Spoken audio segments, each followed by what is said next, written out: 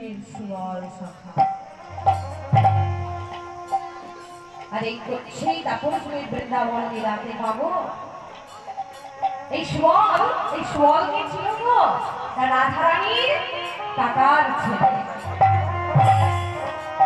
এই রাধারানীর বাবা বৃষভানু রাজা, বাবা তিন ভাই। বৃষভানু রাজার কন্যা হলো রাধারানী, শ্রীমতী রাধা ঠাকুর। আর সুভানু রাজার কন্যা পুত্র হলো সুবল। আর চন্দ্রভানু রাজার কন্যা হলো চন্দ্রা।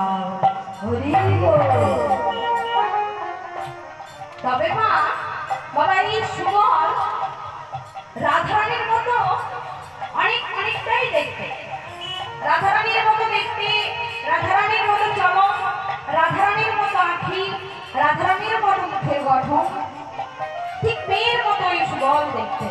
তাই গোষ্ঠী যখন চারণ করতে যেতেন রাখালগঞ্জ শ্রীরাম বসুরামকে নিয়ে সুবলকে বামে রেখে গোবিন্দা আবার রাধা ভাবে ভাবিত হয়ে সুবলকে নিয়ে সুবলকে রাধা ভাবছে, বলছে সুবল আজ গোবিন্দের বামে দাঁড়া, আমরা সবাই মিলে আজ তোকে গোবিন্দের বামে দাঁড় করিয়ে আমরা রাধা নাম গাইব।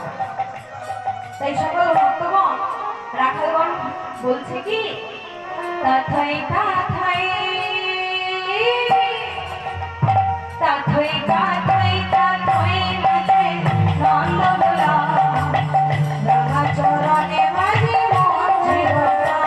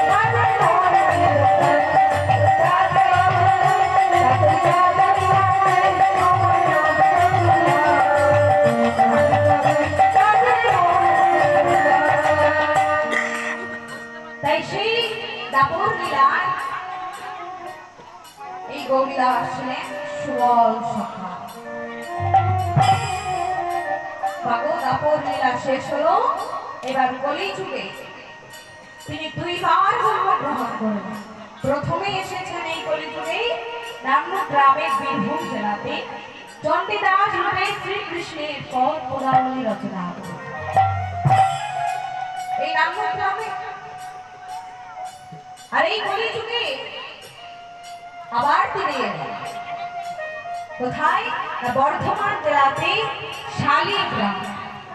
গৌরদাসের বাড়িটা কোথায়? না শালিগ্রাম। তাহলে অম্বিকা কালনায় আসলো কি করে? ওই শালিগ্রাম থেকে অম্বিকায় আসলো কি করে?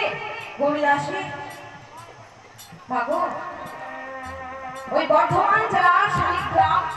এই গৌরদাসের পিতার নাম কংসারী মিশ্র, মাতার নাম কমলা। বাবা 6 পুত্রের জন্ম দিলেন কংসারী মিশ্র। এই গৌরদাসের বাবা 6 ভাই, সূর্যদাস, জগন্নাথ, গৌরীদাস, নৃসিংহ দাস কৃষ্ণদাস, এই 6 ভাইয়ের মধ্যে গৌরীদাস বাবা বড়ই কৃষ্ণ ভক্ত। তার মধ্যে একজন ছিলেন দামোদর। এই 6 ভাইয়ের মধ্যে গৌরী বড়ই কৃষ্ণ ভক্ত। বাবা ছোট্টবেলা থেকে তিনি তো জন্মান্তরে ভক্ত হয়ে এসেছেন, সত্যযুগ থেকে ভক্ত হয়ে এসেছেন বাবা। তার জন্মে নয়, জন্মান্তর। তাহলে কি ভগবানকে ভুলে থাকতে পারে বাবা? যেগুলোই যাক না কেন, শাস্ত্রে বললেন কুল পবিত্র জননী কৃতার্থা বসুন্ধরা সরস্বতী চন্দ্রা নির্জন্তি শরণে প্রেতার প্রতিশা যে সকলে বৈষ্ণব